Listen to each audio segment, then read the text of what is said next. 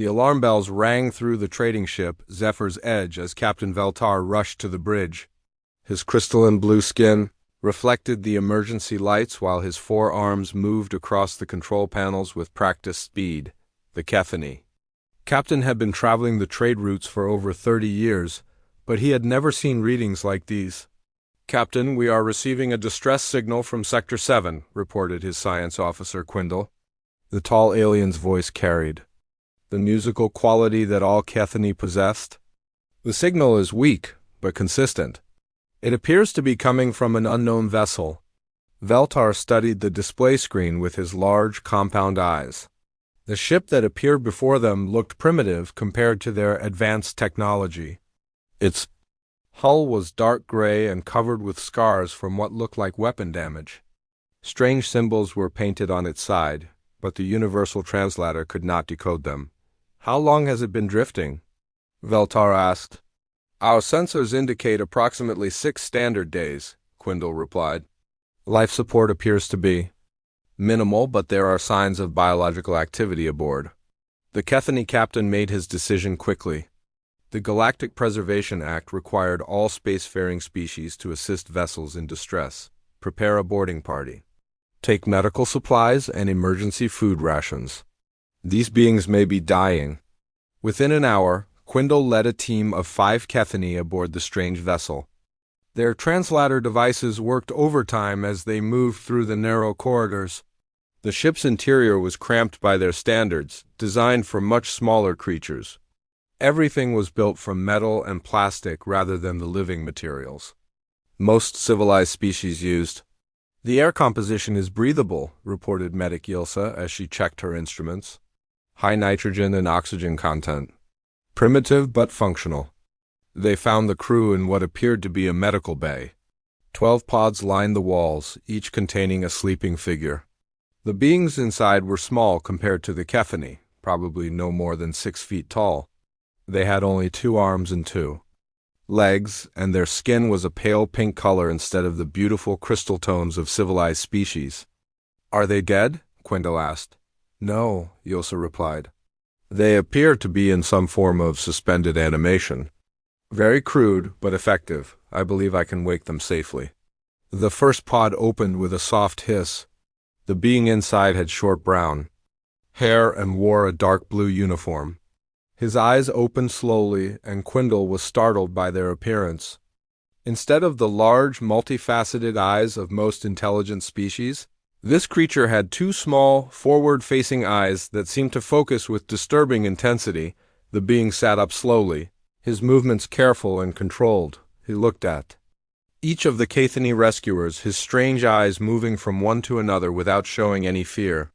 Most species would have been terrified to wake up surrounded by unknown aliens, but this one seemed to be studying them instead. "I am Commander Jake Morrison of the Terran vessel Defiant," the being said in a calm voice. The translator worked perfectly, converting his words into musical Kethany speech.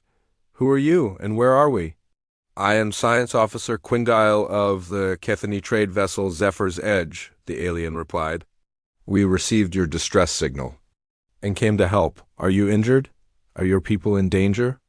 Jake Morrison stood up from his pod and stretched his muscles. Quindle noticed that the human moved with a strange kind of grace, like a creature that was always ready to spring into action. "We are fine. Our ship suffered damage during a system malfunction. We entered emergency sleep mode to conserve life support." "We can help you repair your vessel," Quindle offered. "Or if that is not possible, we can transport you to the nearest galactic outpost." "That would be appreciated," Morrison replied. He moved to the next pod and began the wake-up sequence. "Let me bring my crew online." One by one, the other humans emerged from their pods. Lieutenant Amy Carter was the second to wake, a woman with blonde hair and the same intense eyes as her commander. She looked at the alien rescuers with what appeared to be curiosity rather than fear. "Status report," Morrison said to her. "All systems are functioning within normal parameters," Carter replied. "The damage to our hull was not as severe as we initially thought. We could probably make repairs and continue our mission." "Mission?" Quindle asked. "What kind of mission were Yuan? Exploration? Morrison answered quickly. We are from a young civilization. We were exploring this region of space to learn about other species and possible trade opportunities. The rest of the human crew woke up over the next hour. Each one greeted their rescuers politely, but without the overwhelming gratitude that most species showed when saved from certain death. They moved around their ship with confident efficiency, checking systems and making repairs. Dr. Lisa Grant, the expedition science officer, was particularly interested in the Cathany biology. She asked detailed questions about their species, their technology, and their civilization. Her questions seemed innocent enough, but something about the way she asked them made Quindle uncomfortable. How many species belong to your galactic community? She asked. Currently, 47 civilized species participate in trade and diplomatic relations, Quindle replied. Most are peaceful herbivores or filter feeders. We have worked together for thousands of years to build a stable, peaceful galaxy. Fascinating, Grant said. And how do you handle conflicts between species? Conflicts are rare, Quindle explained. Most disagreements are resolved through the Galactic Council. We believe that cooperation is more beneficial than competition. Grant nodded and made notes on a small device. Of course, cooperation is much more civilized than violence. But as she spoke, Quindle noticed that her eyes never stopped moving. She seemed to be memorizing every detail of the Cathany equipment, every conversation, every piece of information she could gather. It reminded him of the way predators studied their prey before striking. The thought disturbed him. The Cathany had evolved from peaceful crystal feeders on a world with no dangerous predators. The concept of a species that had evolved from hunters was almost unimaginable to them. Captain Veltar arrived to meet the rescued humans personally. He was impressed by their politeness and their apparent eagerness to learn about galactic civilization. Morrison explained that humanity was a young species, only recently achieving faster-than-light travel. They had encountered no other intelligent life until now. We would be honored to escort you to Nexus Prime, Veltar offered. It is the primary diplomatic station for our galactic community. There, you can meet representatives from all the major species and begin the process of joining our peaceful alliance. We would be grateful for that opportunity, Morrison replied. My people have always dreamed of finding other intelligent life in the universe. To discover that there is an entire community of peaceful species working together is beyond our greatest hopes. As the humans prepared to abandon their damaged ship and transfer to the Zephyr's Edge, Quindle made detailed notes in his report. He described the humans as a primitive but promising species. Their technology was crude, their ship was small and poorly armed, and they seemed to have no understanding of the greater galaxy around them. But something nagged at him. The way they moved, the way they watched everything around them, the way they asked questions that seemed innocent but gathered vast amounts of information. It reminded him of something he had seen in nature documentaries about extinct predator species. He pushed the thought away. The galaxy had been at peace for millennia.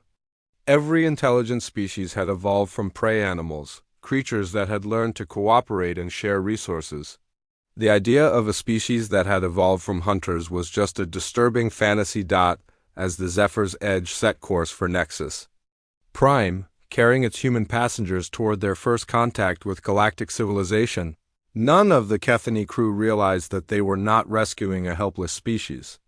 They were delivering the galaxy's first apex predators directly to the heart of civilized space. The hunt was about to begin.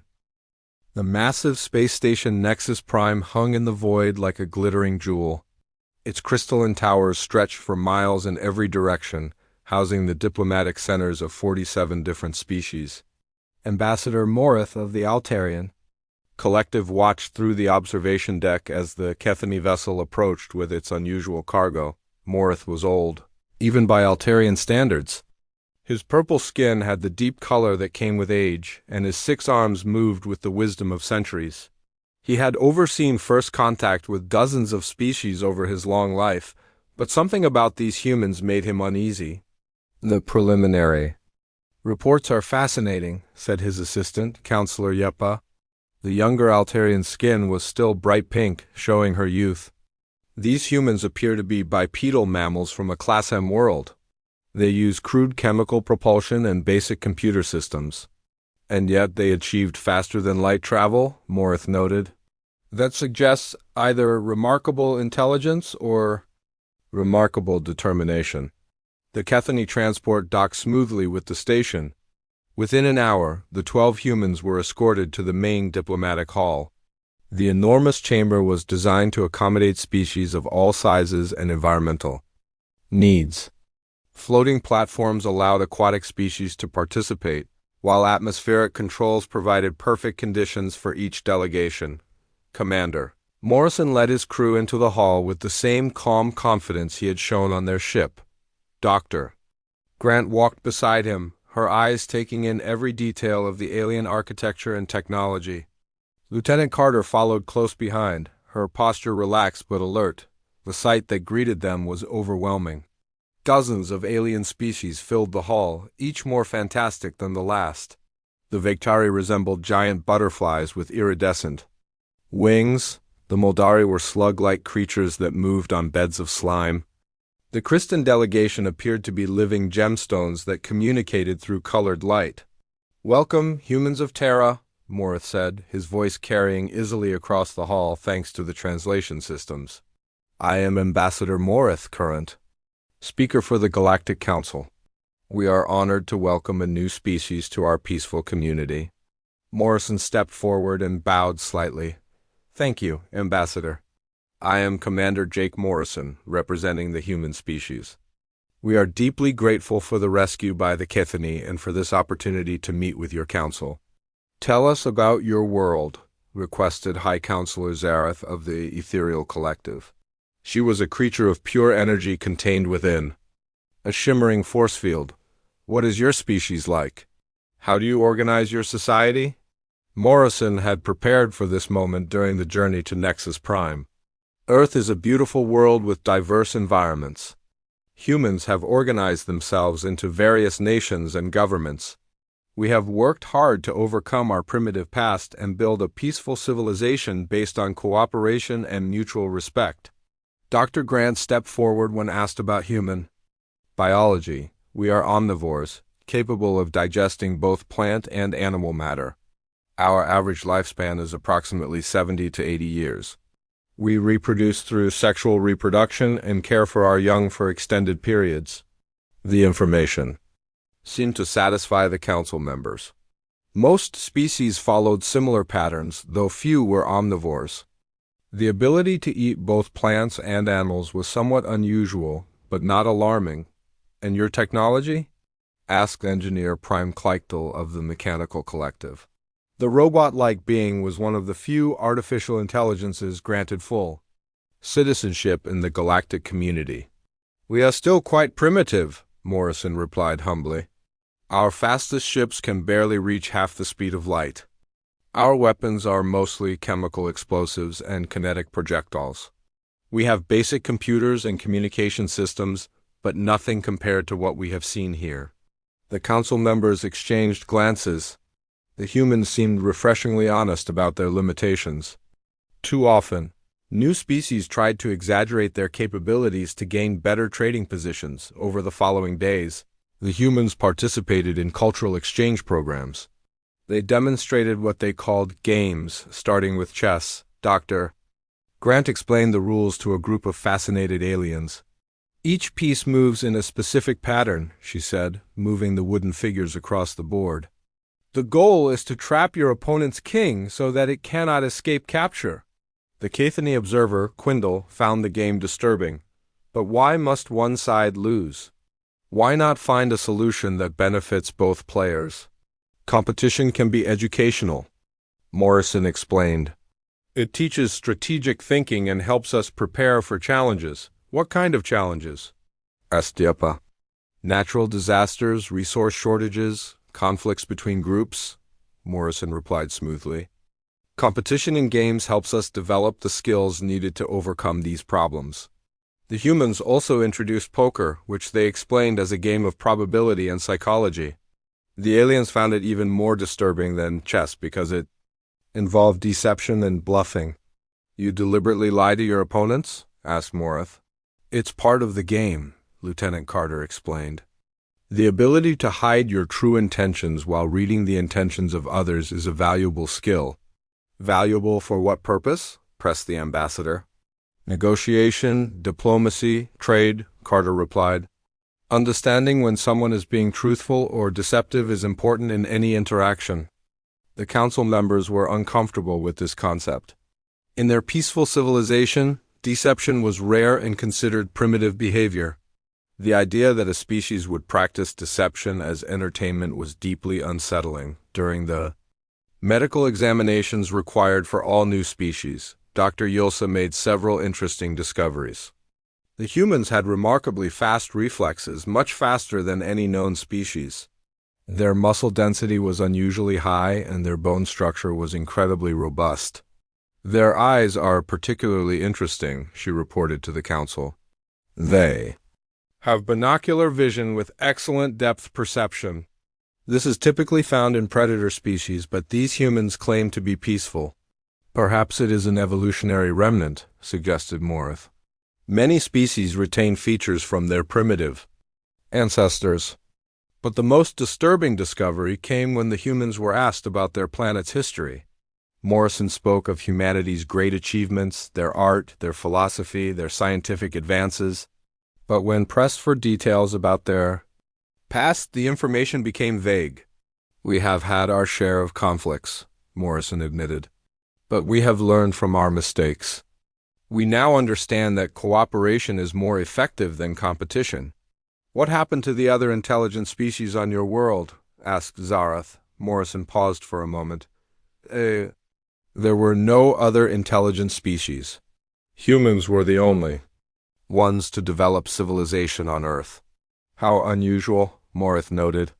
"Most worlds that produce intelligent life have multiple species that evolve together. Competition between them usually leads to faster technological development." "Perhaps that is why our development was slower," Morrison suggested. "We had to learn cooperation without the pressure of competing with other intelligent species." The explanation seemed reasonable, but something about Morrison's tone made several council members uneasy. There was a flatness to his voice when he spoke of other species, as if the topic was somehow uncomfortable for him. Dr. Grant proved to be an eager student of galactic civilization.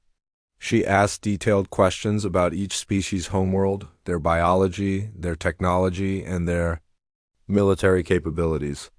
Her questions seemed innocent enough, but the breadth of information she sought was remarkable. "You have a very curious mind," Counselor Yapa observed. "Knowledge is precious," Grant replied. "My people have always believed that understanding leads to better cooperation." But as she spoke, her eyes were calculating. She memorized every detail of the station's layout, every security protocol, every technological system she encountered. To the aliens, she appeared to be a dedicated scientist. In reality, she was conducting the most thorough intelligence-gathering operation in human history. The Council spent days debating humanity's status. The humans appeared to be a young, primitive species with great potential. They were clearly intelligent and seemed genuinely interested in peaceful cooperation.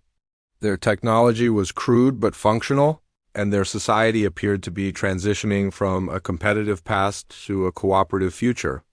"I recommend we grant them provisional membership," Morith announced. "They can be assigned to one of the agricultural worlds where they can develop safely under our guidance." "Which world would be most suitable?" asked Zarath. "Haven 7 is perfect," suggested Yepa. "It has a mild climate, fertile soil, and no dangerous predators. They can establish a colony there and learn to integrate with galactic civilization gradually." The vote was unanimous.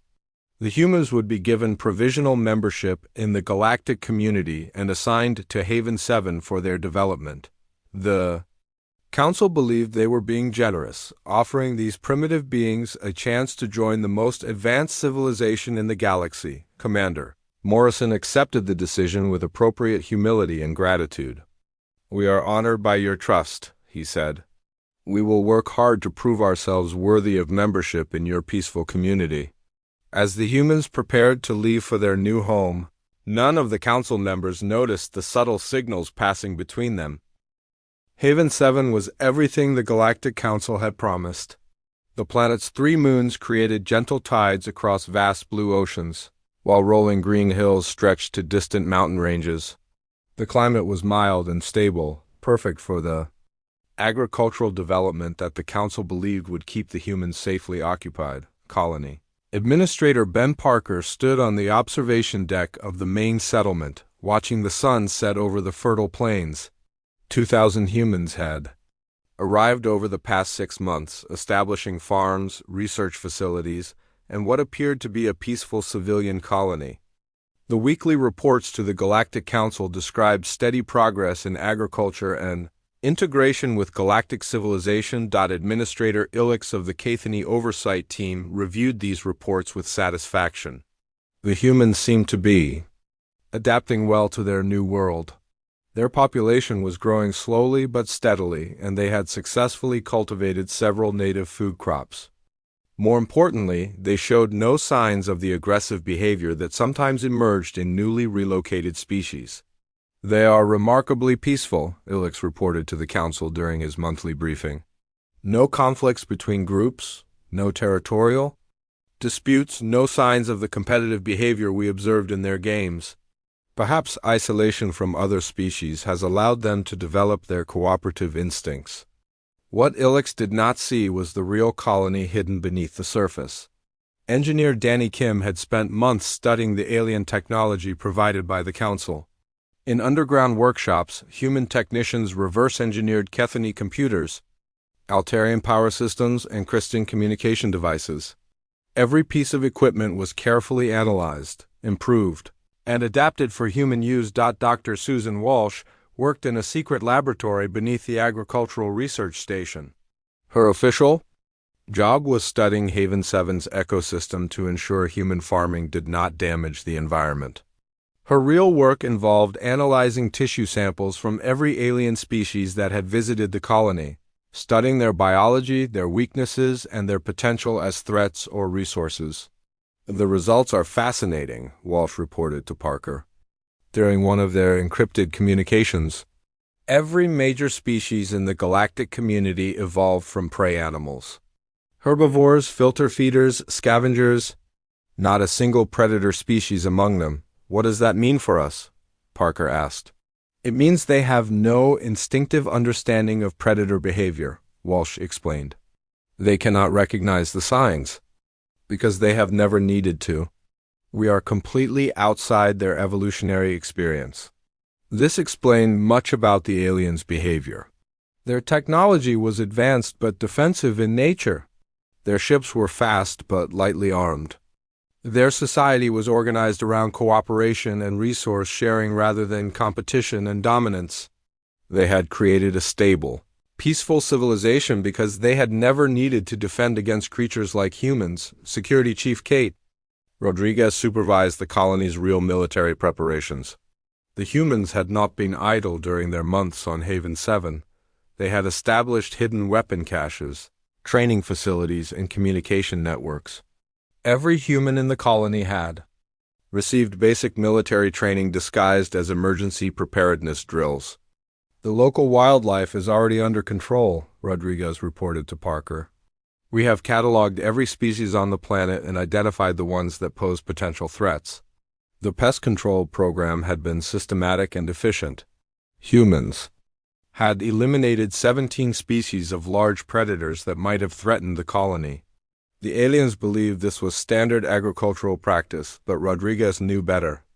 The humans were removing competition, establishing themselves as the dominant predators on Haven 7.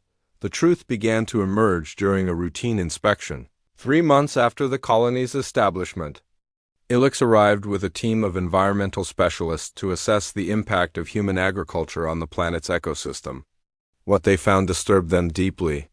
Administrator Parker, Ilix said, reviewing the environmental data, our scans show a significant decline in several native species.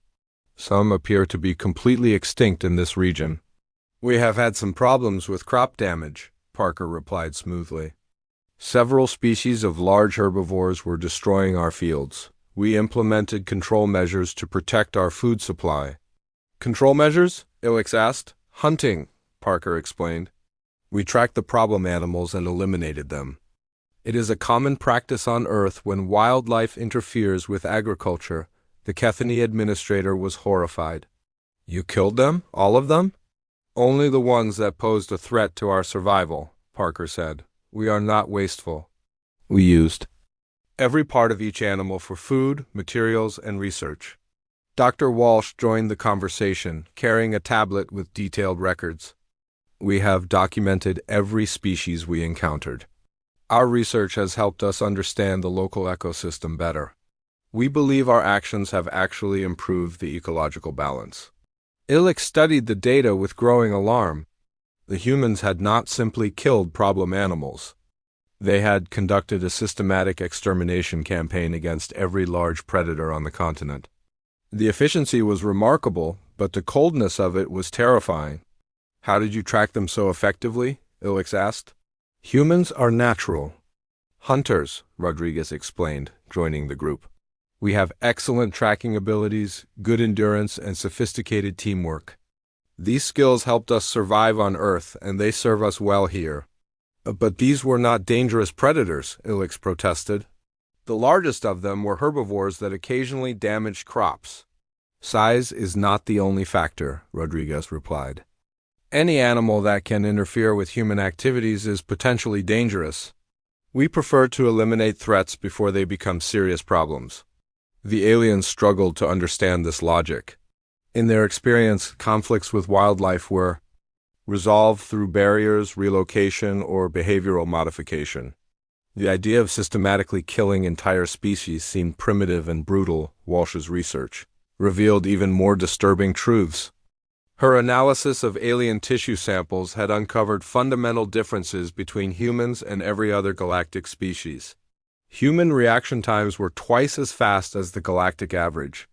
Their endurance capabilities far exceeded any known species. Their ability to process and digest almost any organic matter made them impossibly adaptable. Most interesting of all, Walsh explained to the inspection team, humans show no instinctive fear response to creatures larger than themselves. Other species flee from threats. Humans evaluate threats and respond accordingly, but fear does not override their judgment. This revelation explained much about human behavior that had puzzled the aliens. When faced with the 7-foot-tall Kethany, humans had shown curiosity rather than terror. When presented with the massive Galactic Council, they had displayed respect rather than submission. The inspection team prepared to leave Haven 7 with their disturbing findings. But Ilix had one more request. Administrator Parker, the Council is concerned about the isolated nature of your colony. We would like to relocate your people to a more integrated facility where you can interact with other species. Parker considered this request for a moment. We appreciate the Council's concern, but we prefer to remain here. Our people are comfortable with their current situation. We have worked hard to establish this colony and do not wish to abandon it. It is not a request, Ilix said firmly. The Council has decided that integration is necessary for your species' development. You will be relocated to a multi-species facility within the next standard month. The room fell silent. For the first time since arriving on Haven 7, the humans stopped pretending to be grateful and submissive. Parker looked at Ilix with eyes that suddenly seemed much colder than before.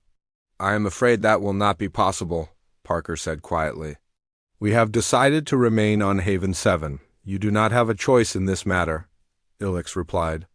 The Council has authority over all provisional members.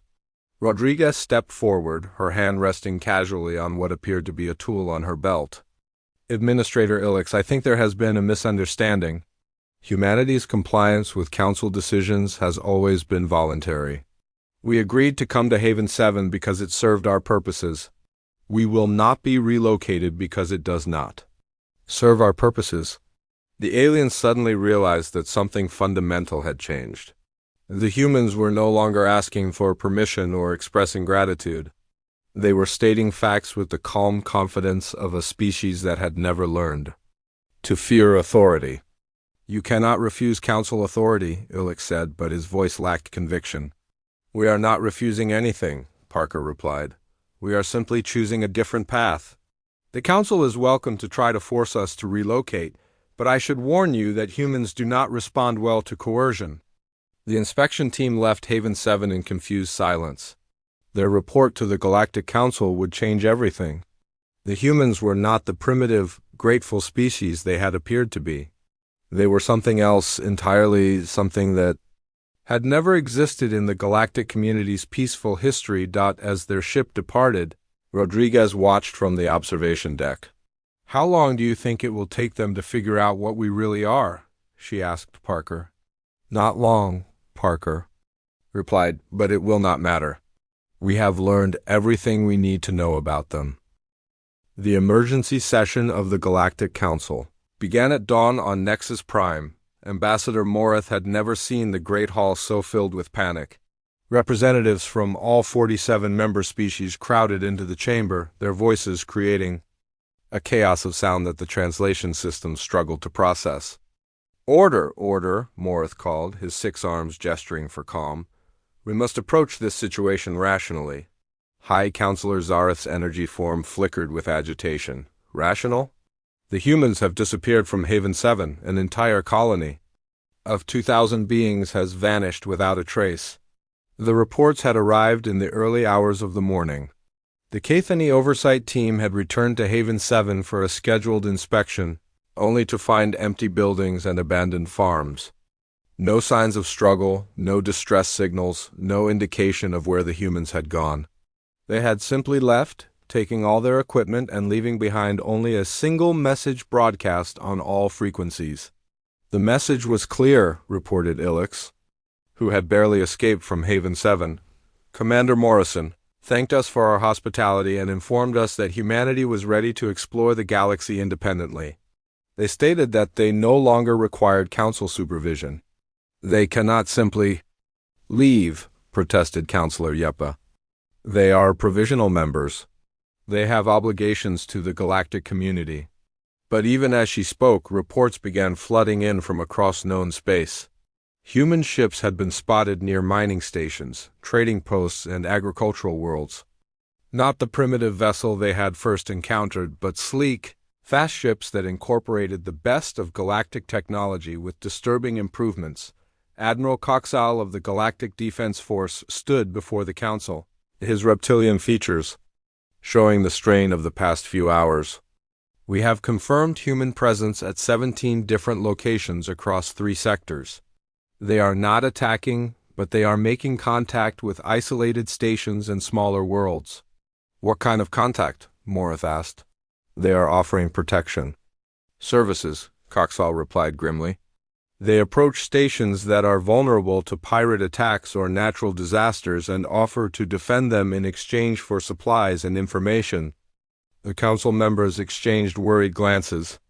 This was not the behavior of a grateful species learning to integrate with galactic civilization. This was systematic expansion using methods that none of them fully understood. "We must stop them," declared Representative Kixelon of the Unified Mining Consortium. "They are disrupting established trade routes and interfering with lawful commerce." Admiral Coxall nodded. "I have assembled the largest fleet in galactic history. 3,000 ships from 15 different species, armed with the most advanced weapons we possess. We will intercept the humans at their next known location and demand their surrender." The target was the mining station Kepler 439b, located in a remote asteroid field. Intelligence reports indicated that humans had taken control of the facility 3 days earlier. The miners had not been harmed, but they were now working under human supervision. Their productivity mysteriously increased by 40%. Captain Alex Turner stood on the bridge of the human ship Apex Striker, watching the approaching galactic fleet through the viewscreen. The sight was impressive, a massive formation of alien vessels representing the combined military might of nearly the entire galaxy. Any rational species would have surrendered immediately. Incoming transmission.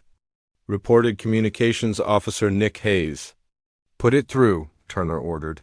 Admiral Coxall appeared on the screen, his scaled features stern with authority. "This is Admiral Coxall of the Galactic Defense Force. You are in violation of interstellar law and council authority. Surrender immediately or face the consequences." Turner smiled, an expression that would have terrified the aliens if they had understood its meaning. "Admiral Coxall, this is Captain Alex Turner. We have no intention of surrendering. The mining station is under our protection now, and its workers are free to leave at any time. We are committing no crimes. You cannot simply claim authority over galactic facilities," Coxall replied. "The Council has jurisdiction over all member worlds and stations." "The miners disagree," Turner said calmly. "They voted to accept our protection after we eliminated the pirate raids that had been plaguing them for months. Sometimes democracy works in unexpected ways." It was true. The human approach had been simple and effective. They had arrived at Kepler 439b just as a pirate fleet was preparing to attack. In less than an hour, the pirates had been destroyed, their ships reduced to debris. The grateful miners had immediately agreed to work with their protectors. "You have 1 hour to evacuate the station," Coxall announced. "If you refuse, we will take it by force." Turner's smile widened. "Admiral, you command 3,000 ships. I have 200 humans. Does that seem like fair odds to you?" "More than fair," Coxall replied confidently. "It should be sufficient to demonstrate the consequences of defying galactic authority." The transmission ended, and Turner turned to his crew. They were all veterans of the intelligence-gathering mission, soldiers who had trained for this moment since before first contact. Each one knew exactly what they were facing and exactly how to respond. "All ships, prepare for engagement," Turner broadcast to the human fleet. "Remember, these are prey species. They think in terms of overwhelming numbers and defensive strategies. Show them what predators can do." The battle began with the galactic fleet advancing in perfect formation, their weapons charging with the coordinated precision of a species that had fought pirates and rebels for centuries. Their strategy was simple: surround the humans, overwhelm them with superior firepower, and force their surrender through sheer numbers. They had never fought predators before. The human ships moved like hunting packs, using the asteroid field to their advantage. They struck at weak points in the galactic formation, eliminated isolated vessels, and disappeared back into the rocks before the aliens could respond. Their weapons were more precise, their tactics more ruthless, and their coordination more effective than anything the galaxy had ever seen. Captain Turner's ship danced through the enemy formation, its weapons picking off command vessels with surgical precision. The humans had studied galactic military doctrine for months, identifying weaknesses that prey species could never see in themselves. "They are not fighting like any enemy we have faced," reported Coxall as tactical officer. "They show no fear of superior numbers. They attack larger ships without hesitation. Their behavior is completely irrational." But it was not irrational, it was predatory. Humans had evolved to hunt creatures larger and stronger than themselves. They understood pack tactics, patient stalking, and the precise application of force at critical moments. The galactic fleet, designed to fight other prey species, had no defense against these strategies. The battle lasted 6 hours. When it ended, the human fleet remained intact while the galactic forces had been systematically dismantled.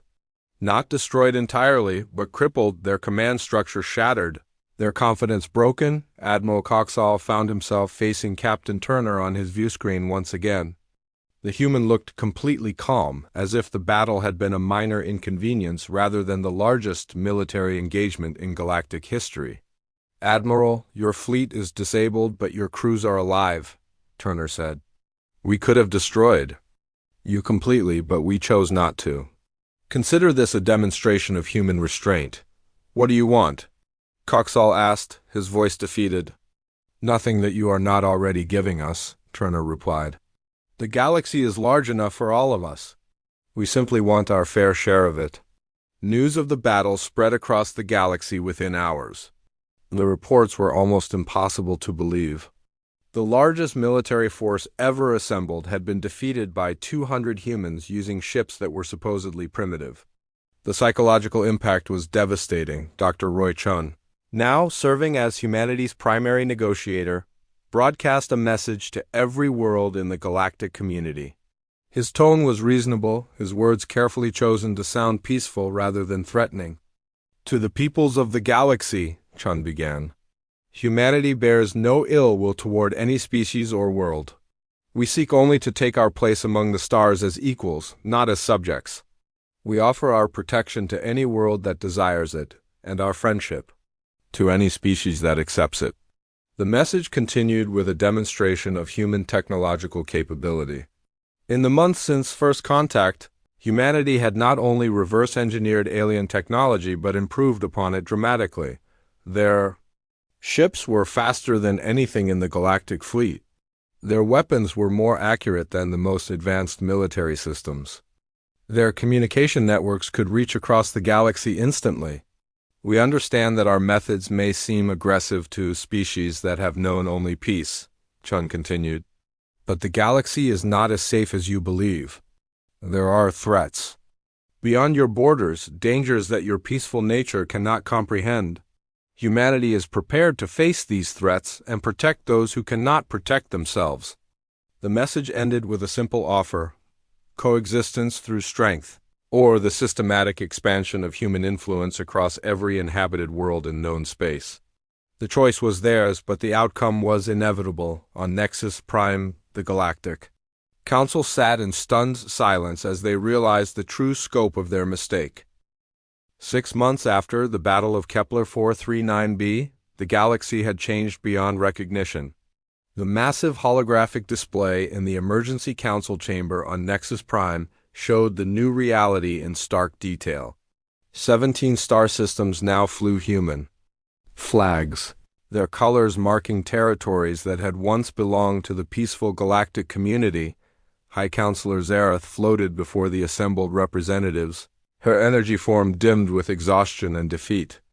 The once proud leader of galactic civilization looked old beyond her years, worn down by the impossible task of responding to humanity's relentless expansion. "The latest reports are not encouraging," she announced to the gathering. "The Cygnus Mining Collective has voted to accept human protection. The agricultural worlds of the Vega system have signed mutual defense treaties with human colonies. 3 more trading stations have requested human security forces." Ambassador Morith listened with growing despair. Each world that accepted human protection was another step toward complete human dominance. The process was always the same. Humans would arrive at a vulnerable world, eliminate whatever threats existed, and offer their services as protectors. The grateful populations would accept, not understanding that they were trading their independence for security. "They are not conquering us," Morith said quietly. "They are making us choose to surrender?" The strategy was brilliant and completely alien to the galactic mindset. Traditional conquest involved force and submission. Human expansion worked through what they called negotiated acquisition. They offered protection that the peaceful species genuinely needed, solved problems that the galactic government could not handle, and provided security that was both effective and voluntary. Captain Morrison, now bearing the title of Terran Ambassador, had arrived at Nexus Prime 3 days earlier aboard the massive warship Humanity's Edge. The vessel dwarfed everything in the station's docking bays, its dark hull bristling with weapons that incorporated the best of galactic technology enhanced by human innovation. The formal meeting was scheduled for the main council chamber, but everyone knew it was not a negotiation between equals. It was a surrender ceremony disguised as diplomacy. Morrison entered the chamber with the same calm confidence he had shown during first contact. Behind him walked Dr. Chun, Dr. Grant, and a small delegation of human officials. They moved with the easy grace of predators in complete control of their environment. "Honored counselors," Morrison began, his voice carrying easily across the vast hall, "I come to you not as a conqueror but as a neighbor seeking to formalize our relationship." Zareth H. flickered with barely controlled anger. "Relationship? You have systematically dismantled the galactic community that took millennia to build. We have offered protection to worlds that needed it, Morrison replied calmly. Every world that has accepted human security has done so voluntarily. We have forced no one to join us. You eliminated their other choices, protested Counselor Yepa. You destroyed pirate fleets, eliminated natural threats, and made yourselves indispensable. Then you offered protection that they could not refuse. Morrison nodded approvingly. Exactly. We solved problems that your community could not or would not address. We provided security that your peaceful nature made impossible. We offered what you could not deliver. The truth was uncomfortable but undeniable. The galactic community had been built on cooperation and mutual respect, but it had no effective way to deal with violence or aggression. When pirates attacked, they relied on defensive measures and diplomatic protests. When natural disasters struck, they provided aid after the damage was done. When predators threatened peaceful worlds, they offered sympathy but little practical help. Humans offered something completely different. The promise of absolute security backed by overwhelming force. They did not negotiate with pirates. They destroyed them. They did not wait for disasters. They prevented them. They did not sympathize with threatened worlds. They eliminated the threats. What are your terms? Morith asked, his voice hollow with defeat. Morrison gestured to Dr. Chung, who activated a holographic display showing the new galactic structure that humanity proposed. The image was elegant in its simplicity, humanity at the center with all other species arranged around them in a protective hierarchy. The Terran protectorate, Chun explained. Humanity will serve as the primary guardian of galactic civilization. All existing species will maintain their autonomy and internal governance. In exchange, they will acknowledge human authority in matters of external defense and expansion, and if we refuse, Zareth asked, then you will continue to face the same problems that brought you to this point, Morrison replied. Pirates will continue to raid your shipping. Natural disasters will continue to devastate unprepared worlds. Aggressive species from beyond our borders will continue to threaten peaceful civilizations. It was not really a threat, but a statement. A fact, the galaxy was not the safe place that the peaceful species had believed it to be. Their civilization had survived only because they had been lucky enough to avoid serious external threats. Now that humanity had revealed the true nature of the universe, that luck had run out. What about expansion? Asked Engineer Prime Kleichtel. Will humanity continue to absorb new territories? Humanity will expand as necessary to ensure galactic security, Chun replied. We will establish bases in strategic locations, colonize worlds that require development, and explore regions that pose potential threats to civilization. The terms were not negotiations, they were announcements. Humanity had already decided how the galaxy would be organized. The Council could accept these decisions and maintain some dignity, or they could resist and be swept aside by forces they could not comprehend. Dr. Grant stepped forward with a tablet containing detailed analysis of galactic civilization. Our research has identified significant inefficiencies in current resource allocation and defense strategies. Under human guidance, we can increase productivity by an average of 30% while reducing security threats by 90%. The numbers were impressive, but the Council members understood their true meaning. Humans had been studying galactic civilization since first contact, identifying weaknesses and planning improvements. They had approached their expansion like engineers solving a problem rather than conquerors seeking glory. You have planned this from the beginning, Morith accused. We have planned for survival, Morrison corrected. Humanity learned long ago that the universe is a dangerous place filled with threats that do not respond to peaceful intentions. We prepared for what we knew was inevitable. The vote was held that evening in a chamber that felt more like a funeral than a legislative session. The representatives of 47 species faced a choice that was no choice at all. Accept human dominance voluntarily or have it imposed upon them through force. The final tally was unanimous. Every species voted to dissolve the Galactic Council and established the Terran protectorate with humanity as the dominant power.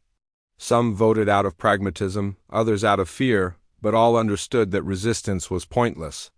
Zareth announced. The results with a voice that carried the weight of civilizational defeat. The motion carries. The Galactic Council is hereby dissolved. Long live the Terran Protectorate.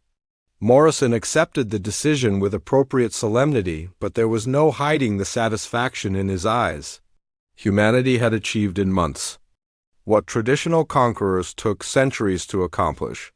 They had not destroyed galactic civilization. They had absorbed it, improved it, and made it their own. In her private quarters that night, Dr. Grant completed her final report to Earth. Command. The mission had exceeded all expectations. Humanity had not only established a foothold in galactic civilization, but had become its undisputed leaders. Phase 1 is complete, she wrote. We have secured our position within the known galaxy and established the infrastructure for future expansion. The local species have accepted human dominance and will serve as valuable allies in the next phase. Phase 2 will begin immediately, the report continued. Deep space sensors have detected signs of advanced civilizations beyond our current borders. Some appear to be significantly more dangerous than anything we have encountered so far. Humanity must be prepared to face threats that may actually challenge our supremacy. The report ended with a simple statement that would have terrified the peaceful species if they had understood its implications. The hunt continues. The galaxy was just the beginning. On the bridge of humanity's edge, Captain Morrison stood. Before the vast viewscreen showing the lights of Nexus Prime, the station would soon be converted into the capital of the Terran Protectorate, its peaceful halls transformed into the command center of human expansion. Sir, reported Communications Officer Hayes, we are receiving signals from deep space. Unknown contacts approaching from the galactic rim. Morrison smiled with the cold satisfaction of a predator who had found new prey. Excellent. Signal Earth. Command. Tell them we have new neighbors to meet. The galaxy had learned why humans were feared as apex predators. Soon, they would learn that the universe contained predators even more dangerous than humanity had ever imagined.